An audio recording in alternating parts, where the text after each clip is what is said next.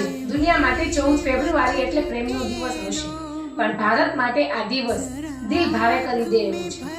14 ફેબ્રુઆરી 2019 આ દિવસે જમ્મુ કાશ્મીરના પુલવામા જિલ્લામાં આપણા સીઆરપીએફના કાફલા પર આતંકી હુમલો થયો હતો।